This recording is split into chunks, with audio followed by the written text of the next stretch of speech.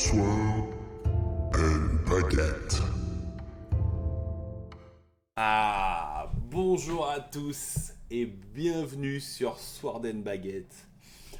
On a eu une fois de plus, grâce aux GOATs, les maîtres du YouTube The Old World, grâce aux mecs de Squarebase, je lien dans la description, on a eu les leaks de l'Arcane Journal des Elfes Sylvains. Alors je suis toujours un peu salé, hein. Moi j'attendais celui des Zombettes.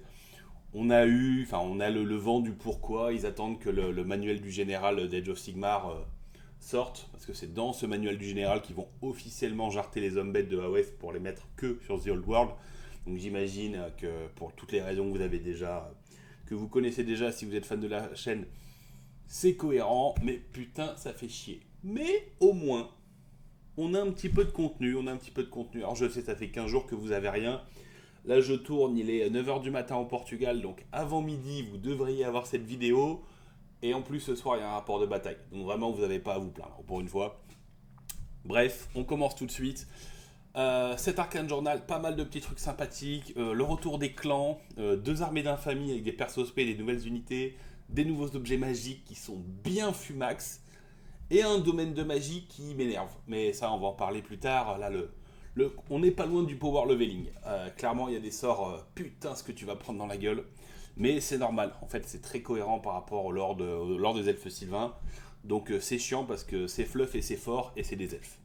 Allez, on commence tout de suite par les clans. Comme d'hab, petite règle spéciale qui est bien sympathique. Les personnages peuvent appartenir à un clan noble ou alternatif. Les bonus ne s'appliquent pas à sa monture. Je sais pas pourquoi ils ont précisé ça. En gros, il y a 2 catégories, les clans alter et les clans nobles. Dans tous les cas, on peut faire appartenir qu'à un seul clan, donc c'est un peu chelou, mais pourquoi pas. Les clans alter, c'est pour les nobles et les mages elfes uniquement, et c'est si vous n'appartenez pas à un clan noble.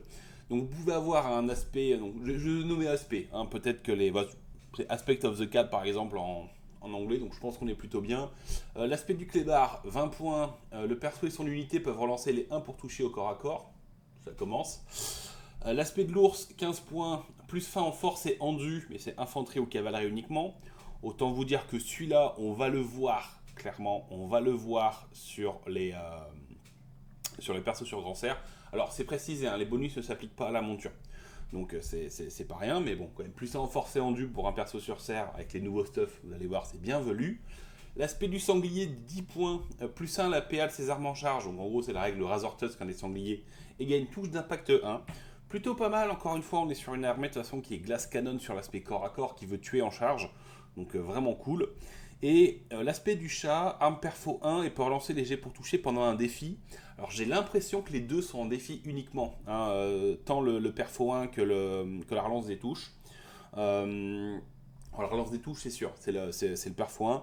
Encore une fois, c'est des questions de virgule, pas virgule, etc. Mais vu comment le reste du bouquin est écrit, c'est-à-dire bien précisément, clairement, les 2 bonus ne sont actuellement... Alors, arme perfo, excusez-moi, voilà, ça sera corrigé dans le PDF que vous aurez juste en dessous.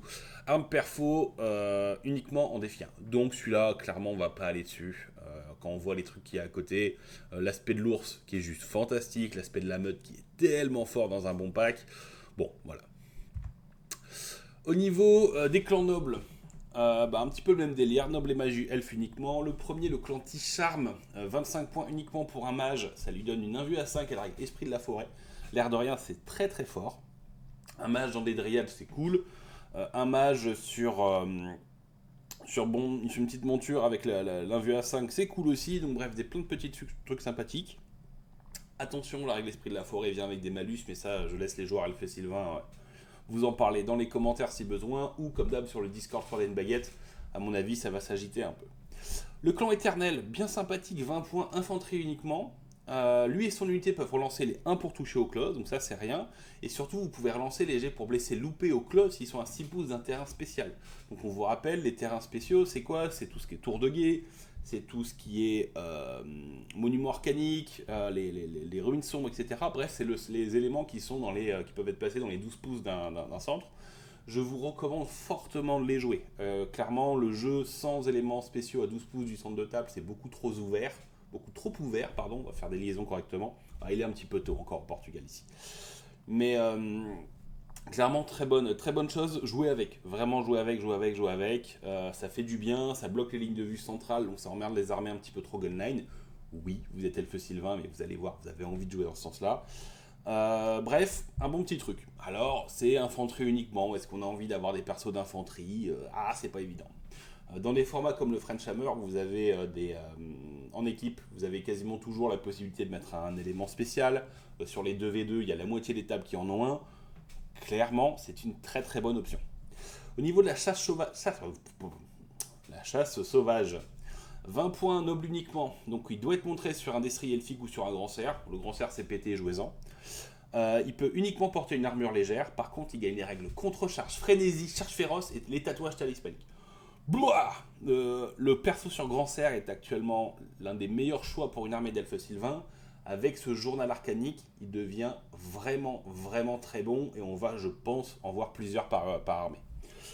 Et enfin, le clan forestier, 15 points, infanterie uniquement, il y a une quickshot et éclaireur. Alors vous allez voir, c'est quelque chose qu'on voit souvent, en fait, il y a beaucoup d'unités, beaucoup de manières de gagner la règle quickshot, tir rapide. Donc on vous rappelle, c'est vous pouvez maintenir et tirer même si vous êtes, même si l'adversaire est à moins de moins de sa distance de mouvement. Et vous n'avez pas le -1 pour toucher quand vous bougez. Donc c'est une règle qui est très très intéressante, qui est très très forte. Vous avez même une bannière qui vous le file, on en parlera dans des objets magiques. Et c'est un petit peu comme le char de Tyrannox, c'est un petit peu bizarre, mais c'est des règles spéciales qui sont, enfin des règles d'armes qui sont données par un autre biais que l'arme. Donc c'est assez marrant. C'est des bons petits trucs. Clairement, je suis plus dans un délire soit chasse sauvage actuellement, ou un petit aspect du cochon, un aspect de l'ours, un truc comme ça. Enfin, il y a vraiment de quoi faire des trucs sympathiques. Donc non, plutôt cool. Puis surtout, voilà, on a des trucs un petit peu fluff. Alors oui, je sais, il y a les mecs qui sont déjà en colère. Oui, j'ai pu mon change-forme qui bougeait de 9 pouces. Connard d'elfe. L'armée de Talzin. Bon, l'armée de Talzin. On savait pas si elle serait orientée esprit de la forêt ou guerrier de garde éternelle. Donc si vous avez joué, alors je crois qu'en V8 il devait avoir des règles, mais ça j'en suis pas sûr. Enfin en tout cas le perso on avait, le perso spé en avait. On savait pas si ce serait garde éternelle ou esprit de la forêt. Sur Total War Warhammer, on a des bonus, on fait dans le fleuve que les esprits de la forêt sont plus courts. Bon au final c'est les deux. Donc on sera dans une espèce d'armée un petit peu orienté corps à corps quand même, c'est assez amusant. Au niveau des persos, vous pouvez avoir soit un seigneur sorcier pour 1000 points, donc ça c'est assez cool. 0-1 ancien homme vénérable pardon, pour 1000 points. Vous avez une nouvelle unité, le Warden of Talzin, qui vaut 1000 points. Vous pouvez avoir 0-1 Shadow Dancer par unité de War Dancer, les danseurs de guerre, qui sont rares. Vous avez ensuite accès au capitaine, aux mages niveau 1 et 2, aux branchimères. Voilà, je dis branchimère, même si le nom le plus classe c'est Amadriad. Mais bon, voilà, on va valider. En unité de base, 25 mini, vous devez avoir un pack de garde éternelle. Vous pouvez avoir des dryades. Vous pouvez avoir 0,1 pack d'archers, donc les Glade Guard pour 1000 points. Et 0 unité de Deepwood Scout. Vous avez toujours accès à un pack de Deepwood en base, donc c'est très très bon. En spécial, les Deepwood, les gardiens de Talzin, donc nouvelle unité. Donc vous avez le personnage, le Warden of Talzin, le protecteur, et vous avez l'unité de gardien. On va en parler, elle est pas mauvaise, mais vous avez accès au Wildwood Rangers, on va mettre le bon nombre de lettres, et aux Sœurs de l'Épine. Toujours nerf à l'heure actuelle. Est-ce que pour la sortie du journal arcanique, ils vont sortir quelques petites facs en même temps pour faire plaisir peut-être. 0,2 unité de lémur pour 1000 points. L'air de rien, c'est pas une mauvaise unité de lémur, hein, mais c'est pas fou, mais c'est pas mauvais, c'est pas si mauvais que ça. Bon après ils sont en concurrence avec les Deepwood qui sont vraiment une très très bonne unité de tir. Ça peut être compliqué. Et en unité rare, vous avez accès, donc 33% de rare, donc ça c'est un petit bout sympathique. Vous avez accès aux hommes d'armes, aux hommes arbres, oh pardon, excusez-moi, ça va être dur ce matin, ça va être dur. Aux hommes arbres et aux danseurs de guerre, et vous pouvez avoir jusque 3 grands aigles pour 1000 points. Avec une petite règle spéciale qui est bien cool, c'est que vous pouvez avoir un capitaine ou un warden. Alors on va le voir, le warden est pas mal parce qu'il a un profil assez cool en porteur de grande bannière, donc ça va peut-être vous permettre 2-3 trucs. Au niveau des règles spéciales, haine des hommes bêtes. Pourquoi? Je déteste déjà les elfes, de base. Est-ce qu'il y a vraiment besoin qu'en plus ces mecs-là tapent avant moi et relancent les touches? Non, Game Workshop, faut arrêter ces conneries là. Je prends ça comme une insulte. Enfin, je veux dire, Chevalier Panthère, mon ordre préféré, baf, MD Hombet. L'armée de Talcine, une armée elfique, MD Hombet, c'est quoi la suite? Je veux dire, on est vraiment les victimes en fait. Je veux dire, les bonus des autres, c'est nous bully. Les mages, les hommes arbres vénérables et les branchimères ont accès au domaine sauvage, donc ça c'est pas rien, c'est un nouveau domaine, on le verra tout à la fin de la vidéo. Si vous pouvez pas vous empêcher, vous allez voir, normalement j'ai fait le chapitrage, vous pouvez aller voir directement les spells en question. Ah, ils sont cool. Tant qu'elle contrôle un élément spécial, une unité de cette armée pour lancer les as pour toucher et blesser au close. Donc encore une fois, bon petit truc pour faire de la défense, hein. Si vous êtes dans une tour de guet, on vous rappelle, c'est du 5v5, vous n'êtes pas en contact socle à socle, donc vous n'avez qu'une attaque par tête, vous allez avoir 5 patates elfiques qui lancent les as pour toucher et pour blesser. L'air de rien, c'est pas mal. Et ce qui est assez amusant, n'importe quel nombre d'unités de dryades et de lémures de l'armée peuvent avoir la règle embuscade pour 1 point par figue, les hommes arbres et les hommes arbres vénérables, idem pour 10 points par figue. L'air de rien, le gros défaut des dryades, c'est d'arriver au corps à corps, mais là, des petites unités de dryades en embuscade, ça peut clairement foutre un petit peu le bordel. On sait que les armées adverses ont tendance à beaucoup occuper la table pour empêcher l'elfe sylvain de le faire. Donc pour aller chercher des machines de guerre, vous avez déjà des tirs empoisonnés, etc. Mais si vous n'avez pas voulu investir trop de points dans des dipots de scouts, qui sont vraiment des chasseurs de machines comme personne, ça s'envisage clairement d'aller se payer de la dryade. Alors attention, les unités d'embusqueurs de corps à corps sont très lentes. Au maximum, ça va arriver au T2. Le tour où vous arrivez, vous ne pouvez pas charger. Et donc, ça sera dans le meilleur des cas, si l'adversaire s'est pas barré ou autre, une charge au T3, si vous réussissez vos jets. Donc ça veut dire qu'il va falloir commencer à démultiplier les unités, peut-être 2, 3, 4 unités petites unités de dryade pour aller foutre le bordel. Ou après, il y aura peut-être des combos avec des gros packs, des choses comme ça. Encore une fois, à voir ce que vous voulez faire. Je suis sûr qu'il y a des trucs un petit peu crades à faire, avec un homme vénérable qui pop à l'arrière, qui invoque une forêt très proche des lignes ennemies avec le vortex, et ensuite vous pouvez faire des dissipations, etc. Je pense qu'il y a des trucs très très sales à faire. Comme d'habitude, c'est d'elfe sylvain, donc ça sera crade. Alors vous voyez que les règles sont pas folles, il n'y a pas énormément de bonus. C'est un petit peu surprenant, je m'attendais à plus de punch, plus d'interaction, peut-être les personnages qui peuvent donner qui peuvent avoir des interactions sympathiques avec les esprits de la forêt, mais c'est pas le cas. Donc on va au moins respecter ce manque d'escalade au niveau des règles spéciales de la part de Games, mais End des Zombies c'était pas nécessaire. Ou alors mettez End du chaos en général. Mais pourquoi nous? C'est quoi le prochain truc? C'est quoi? C'est End des nains et des Zombies. Je veux dire, Game Workshop me déteste? C'est une dédicace? Bon allez, on va arrêter de couiner. Harlotte, perso spé, le patron de Talzin, hein, tout simplement. Il arrive avec un profil elfique, bien boosté, donc il est à patte le pépère, il est mouvement 5, CC 8, CT 7, donc c'est un bon petit tireur, force 4, endu 3, 3 PEV, ça c'est du tanking elfique. Initiative de 8, c'est la vitesse elfique, sachant qu'il a initiative 8 et frappe en premier. Bon. Commandement 10 et 170 points. Alors 170 points, c'est pas cher et c'est cher. C'est de l'infanterie régulière, il arrive avec une petite armure lourde, un bouclard, donc une petite save à 4. Il a quelques petites règles spéciales, le plus audacieux des audacieux, donc ça fait qu'il ignore tout modificateur à son commandement. C'est très très fort quand vous affrontez du mort-vivant notamment, qui vont vous mettre du -2, -4 en com pour vous crier dessus ou pour les tests de terreur. C'est très bon pour la résolution de combat, vous allez très souvent être bien. Donc voilà, plutôt, d'ignorer le malus pour la terreur, c'est pareil. Il est obstiné, c'est cool, il a la faveur de la déesse, donc ça lui fait une 5+1 vue, donc save à 4, 1 vue à 5, c'est ok. C'est pas ouf, clairement, mais à 170 points, de toute façon, vous avez rarement des persos super tanky, à part dans les armées spécifiquement dédiées à ça, hein, coucou les nains. Il a le mouvement à couvert, il a le cri de ralliement, il est obstiné, la frappe en premier. Il a la règle esquiveur, et surtout, il a sa lance de Talzin. Je la trouve pas folle. Honnêtement, il tape à force 4, PA-1, un perfo 1 magique. Bon, voilà, on est vraiment dans un perso de support. Mais il a une petite règle spéciale, c'est son faucon, Scarine. Alors, je crois que c'est un faucon. Ouais, je crois que c'est un faucon, hein, taille normale, pas un faucon géant. Pendant sa sous-phase de commandement, donc la sienne, il peut lancer Scarine, vous lancez un des 6, sur 1 ou 2 il se passe que dalle, et sur 3+, vous prenez une figue ennemie à 18 pouces, donc on parle bien d'une figurine ennemie, elle prend une touche force 4 PA-1, alors attention, c'est une touche, ça veut dire que les attentions chefs fonctionnent.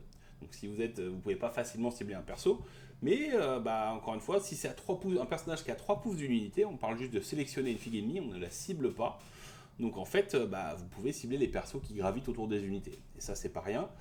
Attention, la touche force cap PA-1, c'est un coup d'aigle, donc un coup de bec, donc ce n'est pas marqué comme magique, donc vous attendez pas à les sniper de l'éther ou des choses comme ça.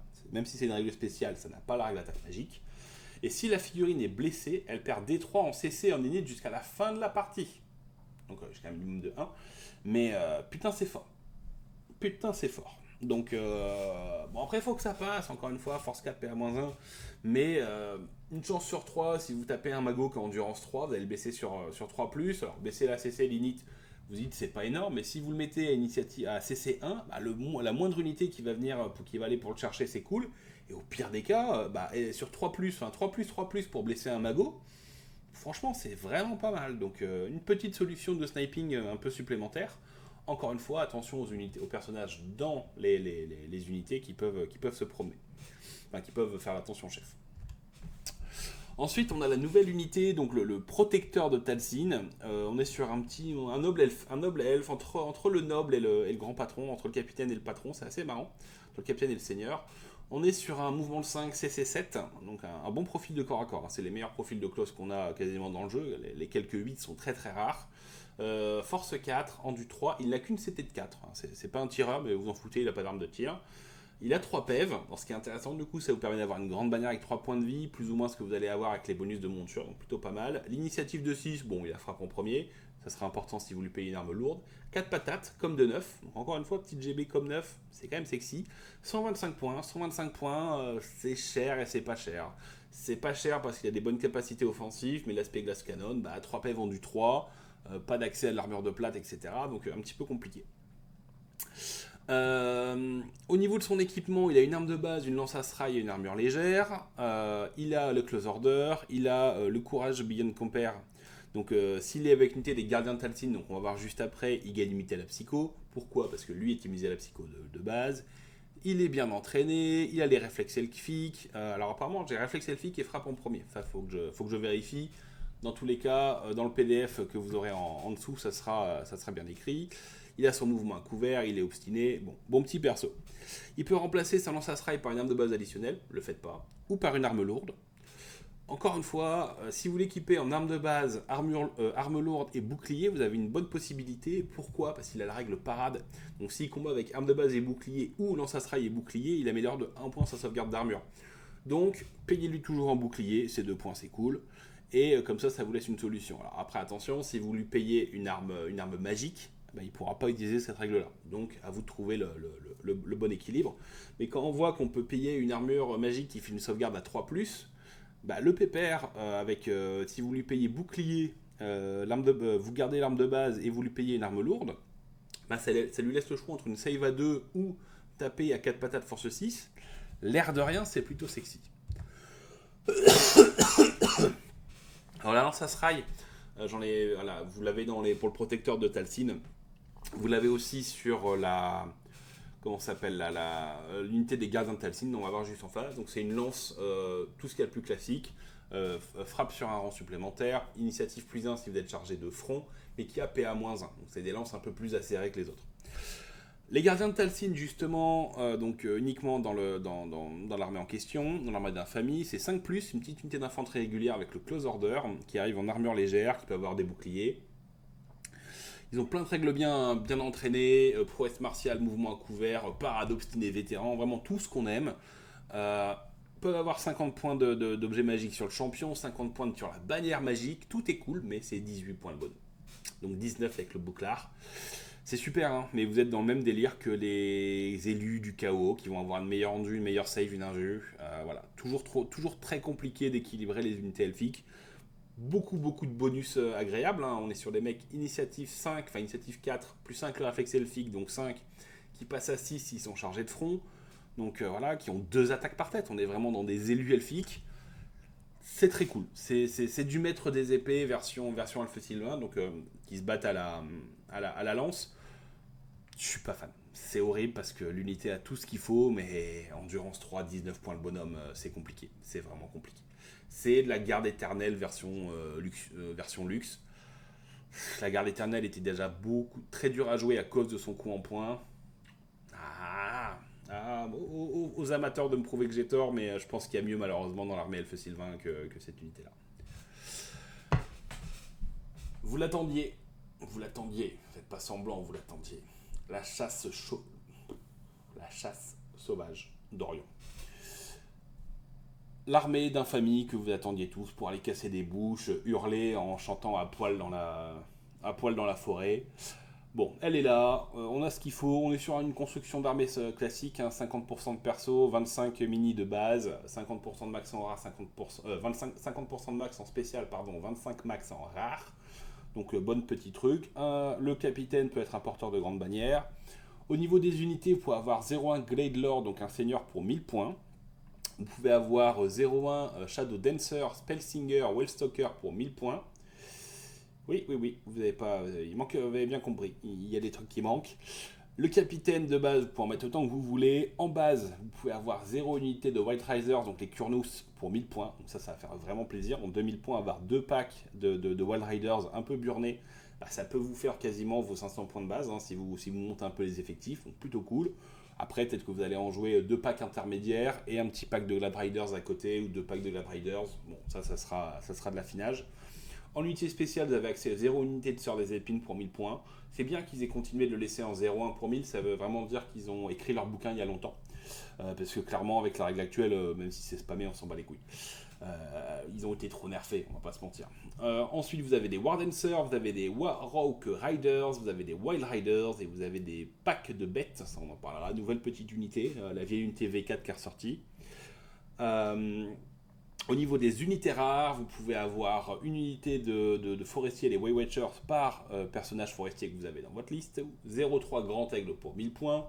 Et des Deepwood Scouts, toujours bien. Encore une fois, pour moi, ça fait partie des meilleures unités du jeu, les Deepwood Scouts, avec les tirs empoisonnés, c'est le feu.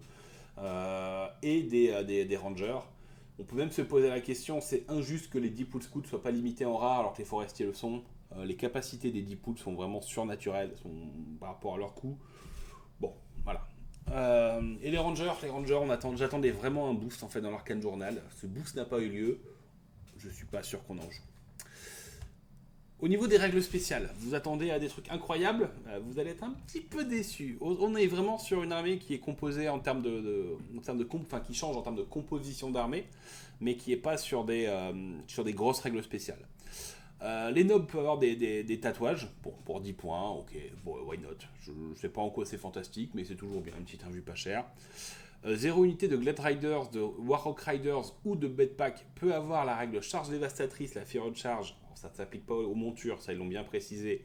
Et la règle impétueuse pour 10 points par unité. On va pas se mentir, alors autant les Warhawk Riders, les Glad Riders, je suis pas fan, autant les Beast Pack, avec justement la charge d'Eva. On va en parler après, mais ça fait déjà pas mal d'attaques. On est sur des bons profils. Rajouter une attaque d'ours, etc., qui a du coup de fendoir. Je spoil un peu. Ça fait vraiment la différence. Donc, clairement à regarder.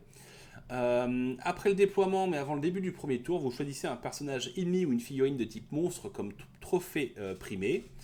Toute figurine de l'armée de la chasse sauvage relance les 1 pour toucher au tir et au corps à corps contre cette unité.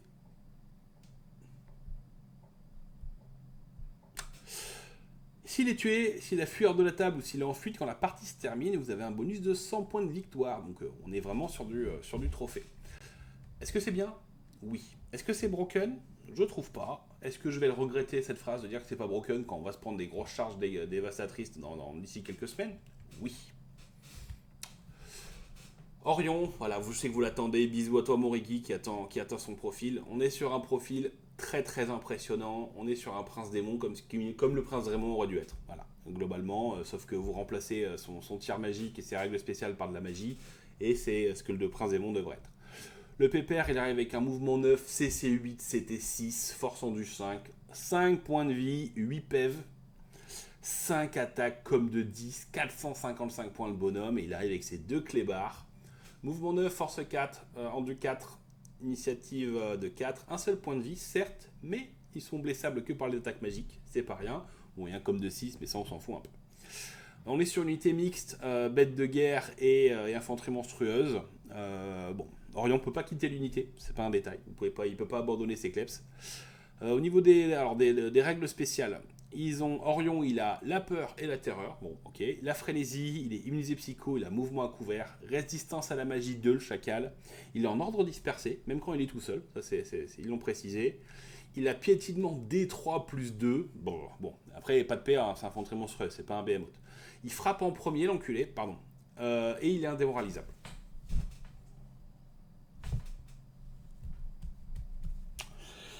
Au niveau des clébards, ils ont la peur, la frénésie, ils sont musées psycho, ils attaquent magiques, ils sont open order aussi, ils ont la règle chien spectral, donc ça c'est ce que je vous ai dit, ils peuvent être blessés que par les attaques magiques, donc assez sympa au niveau de la répartition des tirs.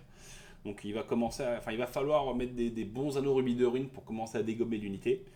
On rappelle, hein, c'est un personnage dans une unité, donc comme Diamant de 3 figues, en fait ça va être une répartition équitable et qui va se faire au choix du joueur Alpha Sylvain. Donc si vous prenez par exemple 6 touches de boules de feu, bah, il y en aura 2 sur Orion et 2 sur chaque chien, donc 4 sur les chiens, 2 sur Orion, etc., etc. Par contre, quand vous prenez un boulet de canon, attention, c'est un personnage dans une unité, il n'y a pas 5 figurines dans l'unité normale, donc lui ne peut pas esquiver le boulet. Donc s'il prend un boulet de canon, il le prendra dans la bouche. Donc faites vraiment attention par rapport à ces capacités-là. Il arrive avec une petite invue à 5. Au début de votre tour, vous lancez un D6. Sur 5+, il regagne un point de vie perdu. Donc, il faut qu'il ait perdu un PEV. Hein. Vous ne montez pas en PEV de base. Vous n'êtes pas des zombies, qui développent qui dépassent l'unité de base des LT1. Vous avez un petit corps de la chasse une fois par partie pendant votre phase de commandement. Les unités à portée de commandement deviennent frénétiques, même si elles avaient déjà perdu pendant la game. Alors, attention, il est infanterie monstrueuse, mais il n'est pas grande cible, ce qui fait que sa portée de commandement, c'est 12 pouces. Bon, c'est toujours bien, mais il ne faut pas l'oublier. Il a sa griffe de faucon qui fait à 30 pouces des tirs force 5, PA-1, attaque magique et tir multiple D3 plus 1. Donc plutôt pas mal quand vous voulez saturer un peu. Et ensuite il a sa lance de Kurnos qui est force plus 1, PA-2, qui tape magique, blessure multiple D3. Ça marche au tir et au corps à corps. Et donc au tir par contre c'est portée 18 pouces et vous avez la règle de part en part d'une baliste. Reiki, calme-toi. Je sais que tu adores les arcs balistes qui se promènent sur la table. Bon, après, on a envie qu'il soit au corps à corps. Donc, en fait, est-ce qu'il va bouger de neuf, faire son pivot d'open order, balancer un cours de baliste au T1 et puis et rush comme une brute après? Je sais pas. Je sais pas comment il jouera. Mais clairement, dans une armée chasse sauvage, il a clairement sa place. Il est chez lui. Dans des armées grandes armées, je pense qu'on le verra aussi. Mais encore une fois, à voir. Nouvelle unité, le pack de bêtes, les figues dégueulasses, ça on va regarder pour vous faire un bundle sur Twilight Conflict parce que c'est clairement ignoble ce qu'il nous propose. Il y a tellement plus beau en termes de sculpture actuellement, mais bon bref. Donc on est sur un petit mélange, on sera sur de la bande hétéroclite, donc vous allez avoir, vous allez pouvoir prendre 1, 2, 3, 4, 5, autant que vous voulez, Beastkeeper, donc des maîtres des bêtes, gardiens des bêtes, ça dépend comment vous le voyez. Qui arrive avec une arme de base, une armure légère, donc à poil. Il a son réflexe elfique, il a son mouvement à couvert, il a courir avec la meute. Donc courir avec la meute, ça veut dire que tant que vous êtes dans l'unité, elle n'a plus la règle indisciplinée. Donc le fait de ne pas pouvoir utiliser le commandement du général et la grande bannière. Et les bêtes de guerre n'ont plus peur des attaques enflammées. Et alors cette unité a la valeur de mouvement de la majorité des figurines de l'unité. Bon, ça c'est plutôt cool. Quand vous composez en fait une unité de Beastkeeper, la même unité, en fait, vous pouvez avoir plein de Beastkeepers et chacun peut avoir un type d'animal, mais vous devez avoir le même type d'animal dans une bande. Donc par exemple, si vous prenez un Beastkeeper, vous pouvez prendre un à 3 chiens, un à 3 chats, un à 3 sangliers ou un ours avec lui. Si vous êtes dans la même unité, tous les Beastkeepers qui arriveront devront prendre la même chose en termes de support. Par contre, si vous avez une unité de Beastkeeper avec chien, vous pouvez avoir à côté une autre unité de Beastkeeper avec des chats ou des sangliers ou des ours. Donc voilà, plutôt cool. Ça peut être pris en grande armée comme choix rare, donc ça c'est plutôt agréable aussi. Et au niveau des profils, les profils sont cool. Alors les clébards, on est sur un mouvement de 9, donc ça vous fait une unité très rapide, qui a mouvement 4, et qui a la règle bande de guerre. Donc voilà, alors toutes ont bande hétéroclite, courir avec la meute et tirailleurs. Voilà. Donc les chiens, mouvement 9, une attaque CC4, force 3, donc ce qui est pas fou, mais 8 points le mec c'est ok avec la bande de guerre, donc ça vous permet d'aller chercher des trucs très très vite. Tirailleurs, mouvement 9, alors attention, ils sont pas rapides. Pas un détail. Ensuite vous avez les chats. Les chats ont arme perfo 1, donc plutôt cool. C'est 6 points. Honnêtement, l'initiative de 4 est cool, mais est-ce que vous allez voir des chasses? Je sais pas. Je sais pas. Peut-être que je me trompe, mais pour l'instant, je suis pas persuadé. Les sangliers, ils ont la charge dévastatrice, donc on est à 2 attaques par tête en charge. Et en plus, ils ont la Razor Tusk, ce qui fait qu'ils ont PA-1 quand ils chargent. Donc là, on est sur un truc qui impacte un petit peu plus. Et forcément, ça va pas vous surprendre, les ours, qui arrivent avec le coup de fendoir et la peur. En plus d'une petite sauvegarde à 6. Alors la sauvegarde à 6, elle est purement de principe, mais c'est toujours ça. J'aime bien les packs d'ours. Ça vous fait pas super cher. Hein. Ça vous fait 31 points pour avoir un petit nounours qui se promène en tirailleur pour protéger vos unités. Est-ce qu'on va les spammer, genre 3 ours avec 3 elfes, et puis on va payer 10 points en plus en chasse sauvage pour avoir de la charge d'Eva et faire 3 patates avec coup de fendoir par tête? Oui. Bref, c'est plutôt sympa. Est-ce que l'unité est OP? Non. Clairement, les profils font pas rêver. On est sur du tanking d'elfes. Même les ours endurance 4 de PF, c'est de l'ourson, quoi. C'est l'ours noir que vous affrontez au début de Skyrim. C'est fait pour les levels 1 à 5. Donc voilà. Pas un profil de ouf. Je sais pas pourquoi ils ont ramené cette unité. Je pense que c'était un délire. Il y a des petits trucs marrants à faire en chasse sauvage pour avoir la charge dévastatrice sur les ours. Peut-être sur les chiens aussi pour aller chercher des choses, mais le fait que l'unité est pas rapide. Bon, ils ont bande de guerre pour compenser, relance des charges. Bon, après vous me direz, ça déclare des charges à 15. Hein. Charge à 15, c'est quand même déjà plutôt sympa. Ça veut dire que vous allez faire un petit mouvement de marche forcée de 18 pouces au T1, une charge à 15 derrière, ça fait 33 pouces de déclaration. Clairement, ça va vous permettre d'aller le faire. Pour moi, le plus OP, c'est le chien. Ce qu'on pourrait voir en contre-charge, c'est l'ours, en chasse sauvage. Les sangliers sont pas mauvais aussi, parce qu'au final, quand vous regardez, quand vous comparez les profils, au coup de fendoir près, 2 sangliers, c'est à peu près le prix d'un ours, 22 contre 20. Vous avez la même endu, vous avez la même force, vous gagnez la PA-1 sur les touches d'impact, avec 2 attaques pareilles, et la charge dévastatrice. Donc vous allez être à 4 attaques de cochons, enfin pour 2 cochons, on va faire 4 attaques, avec PA-1, là où l'ours fera que 2 attaques, mais aura le coup de fendoir, donc le petit 6 magique contre l'infanterie régulière lourde, cavalerie légère et lourde, qui ignore les sauvegardes d'armure. Bon. J'arrive pas à savoir si l'unité sera jouée et ça me fait chier. Je veux dire, en dehors des chiens. Les chiens, c'est vraiment pas cher pour ce que ça fait. Pour aller chasser de la machine de guerre, pour aller chasser des petits personnages, il y a moyen de faire des trucs sympas. Et, donc, ouais, à surveiller. Niveau des objets magiques, on va pas se mentir, c'est là où c'est là où il y a le vrai truc qui bite. Autant les persos spé, bon, Orion est bon et cool, mais il est cher. Et il se prendra des boulets de canon. Talcin, enfin Arazot, machin. Bon, il est ok sans plus. Par contre, les clans, ça vous booste bien. Et les objets magiques.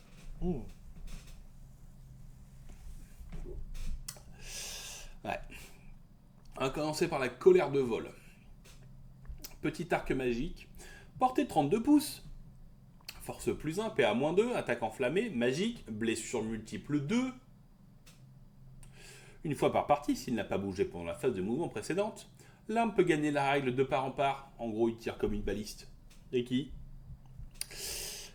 Ensuite, vous avez le faucheur de Dace, 35 points, force plus 1, PA-1, attaque magique. L'ennemi doit relancer les sauvegardes d'armure réussies. L'air de rien, c'est pas mal. C'est pas OP, mais ça vaut ses 35 points, donc plutôt pas mal.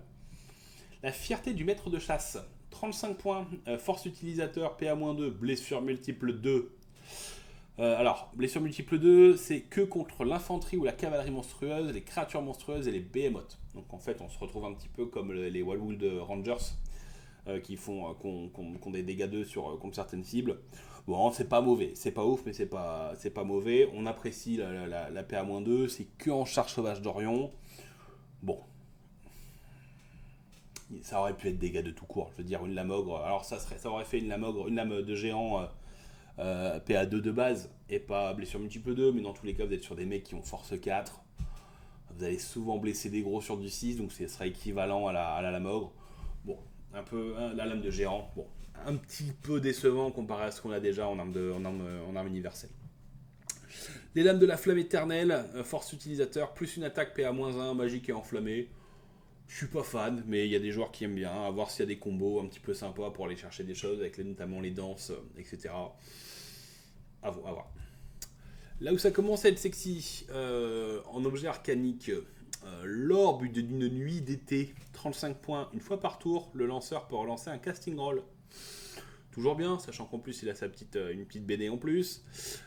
Pendentif cœur de bois, alors c'est 15 points, donne accès au domaine sauvage. Alors c'est amusant, c'est 15 points, mais c'est entre un objet à 35 et un objet à 25. Donc on sent qu'ils ont changé la valeur de points un petit peu à la dernière minute, sans vouloir rechanger le bouquin. Parce qu'en fait, vous allez voir, c'est chez les orques et gobelins, si je dis pas de bêtises, c'est 25 points pour avoir accès au nouveau domaine. Ça vous permet d'avoir accès au domaine sauvage si vous jouez en grande armée, donc plutôt sympathique. Et enfin, le sigil de la Reine Mage, 25 points, usage unique, utilisez-le avant de lancer un sort, plus 2 pour le lancer. Faudrait faire les stats, le comparer par rapport à un parchemin de pouvoir. Je trouve pas ça fou, mais on prend. Ah, les objets enchantés. Là, clairement, il y a du truc un petit peu sympathique. Couronne de ramure. Arme perfo 1, et pas arme perso 1. Hop, correction en direct. Encore une fois, le PDF sera généré une fois que j'aurai fini de relire mes conneries. Et touche d'impact D3. Et ces touches d'impact sont PA-2. Donc on pense tout de suite à le mettre sur un grand cerf pour accumuler les règles. Attention, c'est bien que les touches d'impact de la couronne de ramure qui sont PA-2. C'est un petit peu précis, mais voilà. Pierre de lune des sentiers sacrés, usage unique. Vous pouvez lancer le sort Forest Walker avec une puissance de 3. Alors, Forest Walker, le sentier sylvestre, c'est un sort de transfert à 10 pouces qui permet de cibler un personnage ami qui est entièrement à l'intérieur d'un terrain de bois. Et si la cible n'est pas en fuite, vous pouvez la retirer du champ de bataille et la replacer de manière dans un bois à plus de 6 pouces de la moindre figurine ennemie. La cible ne peut pas se déplacer à nouveau. Alors elle peut s'être déplacée avant. Vous pouvez la bouger dans un bois et lancer le sort ensuite sur elle. Et ensuite, une fois qu'elle est TP, elle ne peut plus bouger. C'est pas mal. Le défaut, c'est que ça se lance à 10. Donc c'est un objet usage unique à 30 points qui passe sur du 7. Déjà, les Bastiladons, là je suis en train de tester de l'homme lézard en ce moment pour un tournoi solo. C'est déjà dur le Bastiladon de le passer à 10.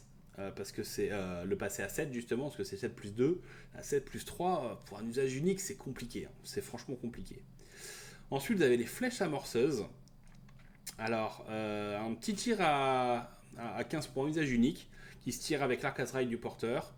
Si une figue ennemie subit une blessure non sauvegardée, elle devra réussir un test d'endurance au début de chaque phase de début de tour. En cas d'échec, elle subit une blessure, sans armure ni régène possible.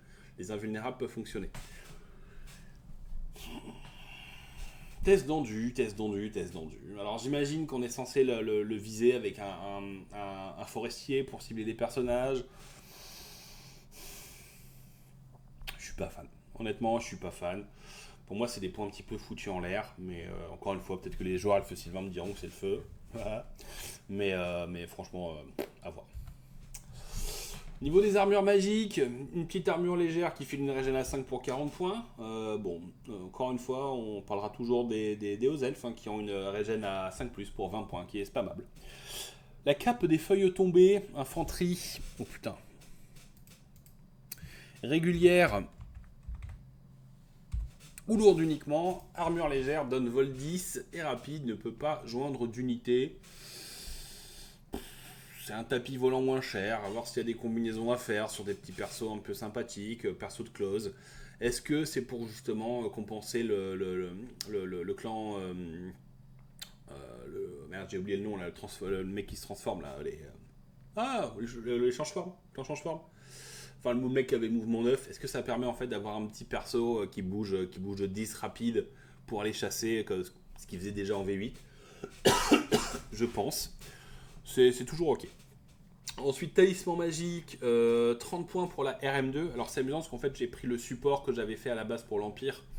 Et en fait j'avais donc la rune pour le même coup en points, l'écharde, qui file RM2 et une relance de save une fois par game. Bon, on va dire que c'est pareil, c'est juste que comme les elfes sylvains sont habitués à pas avoir de sauvegarde d'armure. Ensuite, la faveur d'Orion, un petit peu plus sexy, usage unique 25 points. Le porteur peut relancer toucher pour toucher et pour blesser au corps à corps.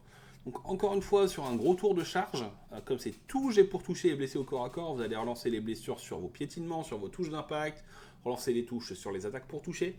C'est très sexy. Après, est-ce qu'on va arriver à avoir seulement 100 points d'objet magique sur un perso sur serre ?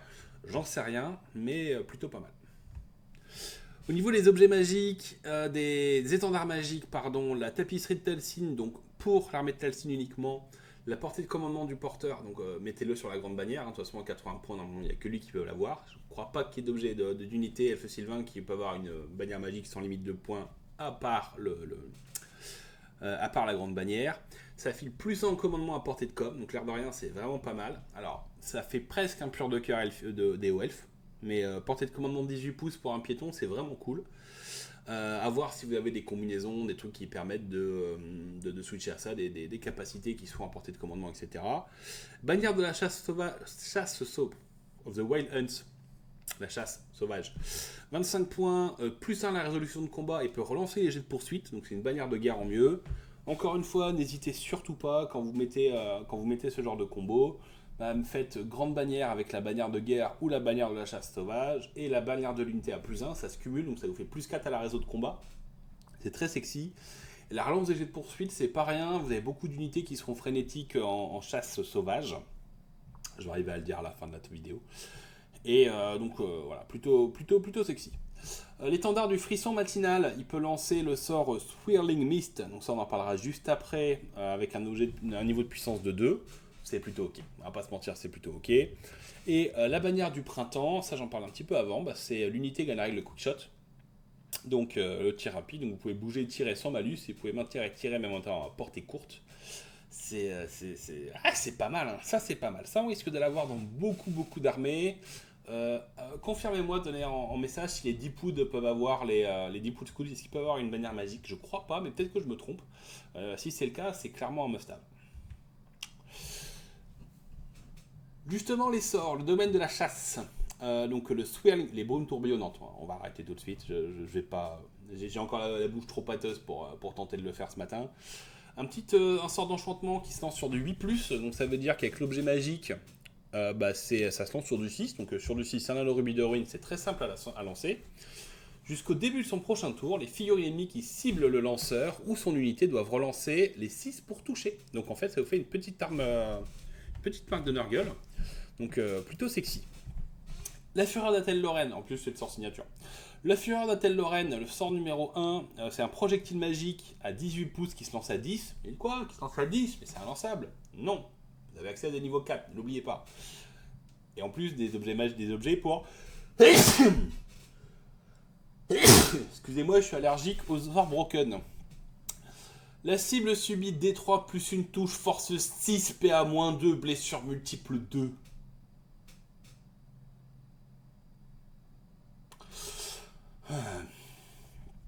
La bénédiction d'Ariel, sort numéro 2, un enchantement qui se lance à 9 pouces sur du 10, qui fait une régène à 5.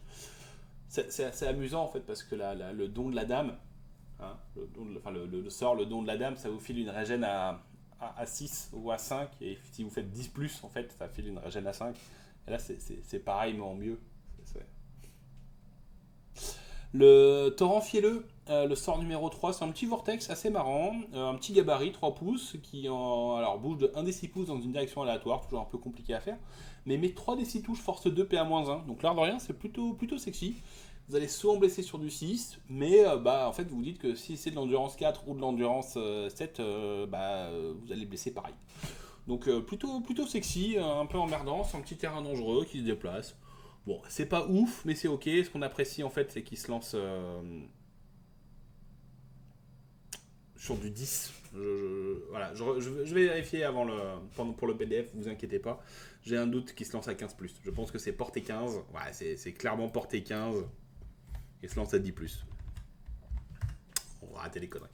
C'est très fort, hein, les vortex qui se lancent avec une grosse valeur de lancement, comme c'est des restes en jeu, c'est toujours bien qu'ils soient à 10 ou à 11. Le vortex le plus relou à dissiper, c'est celui de Nécro là, qui retire du com, parce qu'il se lance à 11. C'est très intéressant pour emmerder l'adversaire. Au niveau des sorts, la colère de Durtu, alors celui-là pareil, il est d'une violence. Un assaillement qui se lance à 10, heureusement ça se lance à 10, donc clairement vous avez envie de jouer du niveau 4. Hein.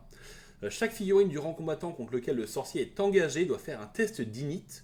En cas d'échec, D3 touche force 4 sans sauvegarde d'armure. Bah les nains. Donc les nains c'est un carnage, les hommes lézards, enfin les saurus c'est un carnage. Les rois des tombes, bon les rois des tombes n'ont pas le save, mais voilà, c'est une save de merde, mais c'est toujours bien. Contre des persos un peu avec une arme lourde, sur des trucs, enfin c'est vraiment très très agréable, et surtout ça vous fait un mec qui va vous moissonner les rangs adverses parce que même s'ils ont une initiative de 3, hein, la moitié des mecs qui se prennent des 3 touches, vous allez faire un dégât de malade. Le passage caché, sort numéro 5, un petit sort de transfert qui se lance à 8+, à 12 pouces. Jusqu'au début de votre prochain tour, l'unité ciblée gagne mouvement de réserve et peut faire une rotation rapide. Donc c'est celui qu'on a en open order. Donc c'est un pivot gratuit après un mouvement autre qu'une charge, fuite ou une marche forcée.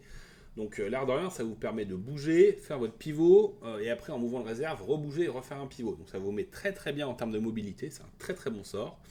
Et enfin, le fléau sapant, le sort numéro 6, c'est une malédiction à 12 pouces. Jusqu'à votre prochain début de tour, l'unité ennemie subit moins des 3 en force. Donc ça, avant de se faire charger, c'est assez cool. Ça peut cibler l'unité engagée. Donc si vous avez encaissé la charge avec un petit pack de garde éternelle ou de guerrier de Tamsin, de gardien de Talzin, ça vous permet de mettre des bonnes patates. Et par contre, ça dissipe les autres malédictions déjà lancées sur l'unité. Donc en gros, lancez-le en premier et vous ne pouvez pas le cumuler avec les grosses malais du jeu. Bon, c'est pas mal, hein. Je suis pas un joueur Alpha Sylvain, je vais pas vous inventer un gameplay, je vais pas vous inventer une maîtrise, je vais pas vous dire que c'est mon armée de cœur, c'est pas du tout le cas. Est-ce que je le testerai? Non. Est-ce que je trouve qu'il y a des nouvelles options bien sympathiques? Oui. Est-ce qu'il y a des choses qui me font peur en tant qu'adversaire? Oui. Donc, bien joué. Parce qu'en fait, on va avoir des elfes sylvains de close, là où actuellement les seules listes un petit peu punchy, c'est les 60-70 tirs empoisonnés avec esquiveur. Et on va enfin avoir des petites unités qui se focus sur ce qui est très très fort dans le jeu, dans l'elfe sylvain, c'est-à-dire les persos de corps à corps, les Curnus, etc., qui sont très bien mais qui étaient mal accompagnés. Là, vous pouvez les accompagner bien plus violemment. Vous pouvez avoir des petits persos chasseurs de machines de guerre au corps à corps pour le T2. Enfin, le mec, l'objet magique qui vous file le vol est rapide. Petite marche forcée T1, vous allez avoir du malus pour toucher. Si vous arrivez à lui filer des petits trucs, il va être très très chiant à aller chercher. Donc vraiment bien joué à Games pour ce bouquin. Maintenant, j'ai juste le seum que ce soit pas celui des Zombies qui soit sorti. Du coup, on va pas détailler plus. De toute façon, ce qui compte, c'est que le PDF avec le support, alors j'aurais vérifié les 2-3 conneries, des trucs dont je suis pas sûr. C'est en lien dans la description, ça vous permet de télécharger. Puis écoutez, allez, outro comme d'hab, beaucoup trop longue. Pensez à vous abonner, liker, partager sur les réseaux, sur tous les trucs. Surtout là, c'est pour tout le monde, donc profitez-en. Et écoutez, à bientôt pour une prochaine vidéo. Sachant que la prochaine, elle sort dans 7-8 heures. Un petit rapport de bataille. Ça devrait vous plaire, non? Allez, à la prochaine.